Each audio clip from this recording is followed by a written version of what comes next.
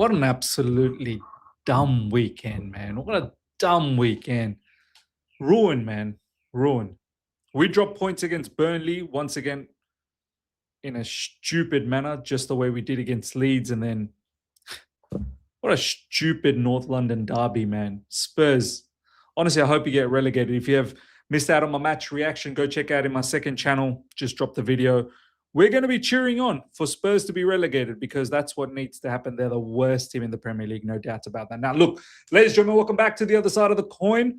Welcome to your latest Chelsea news video. Let's go through all the things that was said by Liam Rosenior post-match. I think it's important to delve deep into this and understand his feeling around this because some of the stuff that Liam Rosenior has said, honestly, they're true. At the same time, what sort of response are we going to get from the players off the back of this? We've got Arsenal next. We've not beaten Arsenal in a long time. We have a big opportunity to derail their season for once and for all. Spurs couldn't do it, and I can't believe we even hoped or believed that they could do something. But can we do something? We're a joke too. Not as much as them. They're the worst joke in the Premier League. Biggest and worst joke. But can we do something about it? We got Arsenal next up. Let's have a look at all the comments that Rosenior said post-match because, yeah, there's some absolutely scathing things that he said. Let's check it out. Rosenior, first up. I'm learning about the people you can lean on when things aren't going your way and you need to see a game out. I'm glad you're learning. Us fans already know which players are nonsense, which players are incapable, and you shouldn't be relying on them. Tosin, for example, you can't rely on him. But on top of that, there's quite a few players that seem to be not focused, not serious. If you had seen my earlier video today, 3 specific incidents. Malo Gusto, no look pass. Wesley Fofana laughing after getting a red card. And obviously the corner that we conceded, instructions were given and someone didn't mark Fleming. So you're learning, Liam Rosenior, that's great. I hope you eradicate this situation. And on top of that, I wonder how our owners will feel about Liam Rosenior publicly coming out and saying these sort of things, because previously when managers have publicly stated against the players, it hasn't gone down well with the ownership. That manager, those type of managers here, they were quickly relieved of their job. So in one hand, I like the fact that Rosenior's come out publicly and stated this. I like the fact that this is how he's feeling, because this is how most of us in the fan base, we know there are certain players that are just not good enough.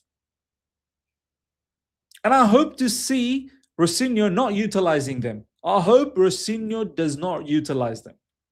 You have now figured out that who you can't lean on, well, make sure you don't utilize them. Let's see what we do against Arsenal and let's see who you lean on then. Wesley Fofana is injured. Well, Wesley Fofana is suspended for that match. Who's going to be our centre-back? You going to play Mamadou Sarr? Or are you going to rely on Tosin? We shall see. We shall see. Will you even rely on Tosin off the bench? Tosin's a nightmare. He's an absolute nightmare. Whenever I see this guy, whether he starts or he's just about to come on the pitch from the bench, honestly, I'm packing it. I'm shitting myself because something's about to go down bad. And it does all the time. Rosenior, a player who was assigned the duty to mark from the corner, marked the wrong player. So what's the repercussion of this? So you've given clear instruction. We don't know who the player is. I think we can all guess. It looked like it might have been Tosin from that from the corner situation where Fleming scored for Burnley. So what's the repercussion? I know you don't want to throw the players under the bus, but inadvertently you kind of have. You've publicly stated, once again, I wonder how our ownership reacts to all of this. These are some of the reasons why previous managers got sacked. I like it. I like it. I love it. How will the players react? Because some of these players are flimsy. So what's going to happen? What's the repercussion? When people in life, us general public people in our workplaces, when we make mistakes, there's repercussions. You can't keep making the same mistakes over and over again. And some of these players keep making the mistakes over and over and over again in crunch situations. So what's going to happen, Liam Rosenior? What's going to happen? So one thing about saying all of these things, are you actually going to, is there going to be a punishment? Is there going to be, a monitoring period where I need to see that you pattern up because you've been making these mistakes over and over again? Rosenior, we've set fire to 4 points in 2 games this season. It's not good enough. Youth is one thing, accountability is another. I really like what Liam Rosenior is saying. You can be youthful, you can be young, no problems, but you need to be accountable. Where's your accountability? Malo Gusto, no look pass. No look pass. 1-0 up inside the opposition box. Brother, you can't even pass when you're looking, let alone no look pass. At 1-0 up. You can understand maybe even then you find it hard to understand, but maybe if you're 3-4 up and you want to showboat now, showboating at 1-0 up against a Premier League opposition, any Premier League opposition is good for at least 1 goal. And if anything, Burnley could have scored right at the end and won that match. How would that no-look pass been looked at then? And that's just one incident. There's so many other moments. Look at Leeds. You're a young player, no problems. You need to have accountability. You need to hold yourself in a higher level. You're not serious. I'm accountable for every result and performance we have. We need to have players we can rely on to do their job. That is the real deal. We need to have players we can rely on to do their job. Brothers, do your job. You're young, no problems, but do your job. You're not doing your job right now. Our record of defending set plays this season is not at the level. And he further goes on to say, our record this season defending our set plays is not at that level which is required for us to achieve what we want to achieve. And that's something I need to address. Where's that Cueva guy, Bernardo Cueva, whoever from Brentford? Why are we leaking so many goals from set pieces? Why? It's embarrassing, man. The Premier League has taken a different shift, especially this season. Long throw-ins, corners, not just the Premier League. From every level in UK, they're deploying this. It's the football's taken a bit of shift. We need to equip ourselves to defend better. Why are these guys not working on this day in, day out? Honestly, now when I look back at that holiday that they recently went to Dubai or wherever else they went, spend time with their missus, spend time with their girlfriends, partners. They had a very good time. I'm thinking, do you deserve it? Are you working hard? Because the same problems seem to happen week in, week out. Are you actually even working? Or it's all just fun and games? It's all just fun and games. Every season, let's try and compete for the top 5 position. Let's try and somehow scramble our way to Champions League position, and that's it. Khalas. Job done. Perfect. We've met our criteria. Do you not have ambitions to achieve more? Rosenior, I wanted us to create wave after wave after wave of attacks, and we didn't. We were too safe in possession. So whose problem is this? So if you're the manager and you're telling the players, hey, I need you to be a little bit more aggressive, and if the players are not listening, once again, is there a repercussion?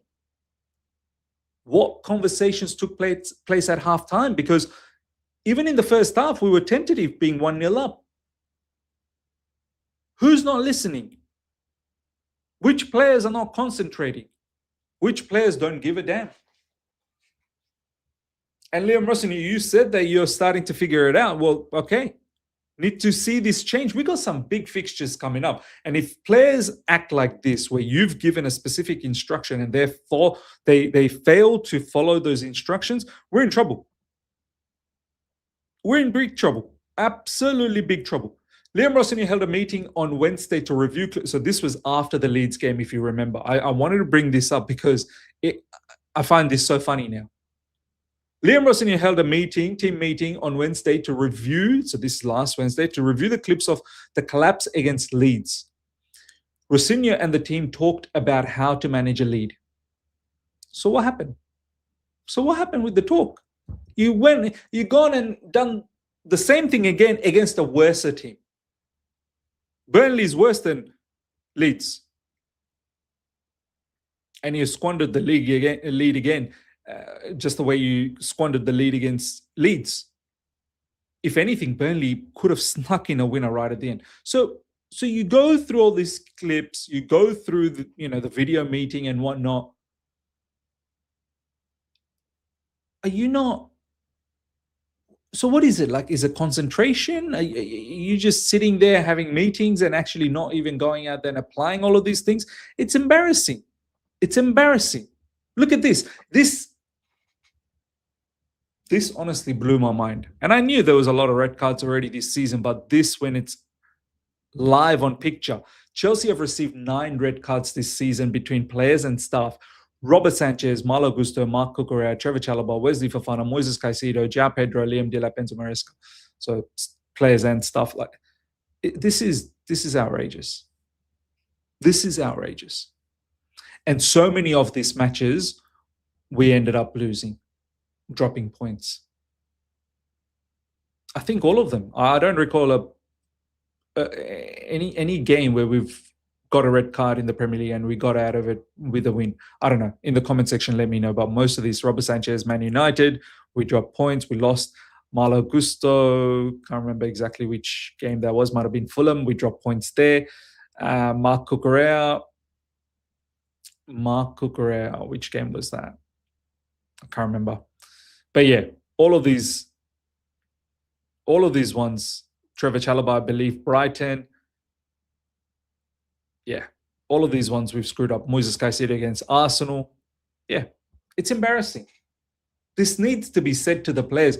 Look, aggression is fine, but this is now beyond aggression. This is not being aggressive. This is being reckless. Disadvantaging ourselves big time moving into matches. Looking to secure 3 points. We are disadvantaging ourselves big time. Where's the accountability, as Liam Rosenior said? Do these players care? Do you care? Honestly, do you care? Chelsea have dropped more points from winning positions in the Premier League home games than any other side this season. 17. That's criminal. Home games as well. You've dropped 17 points. Oh my days. We would have been so much further up. It would be leading. We'd be leading in the Premier League. 17 points. At home. You don't care. I'm starting to think these players, 100% the message is you don't care. Liam Rosenior, Reece James was stretching, and I wanted to make sure I protected him. Pedro Neto was stretching. I needed to protect him.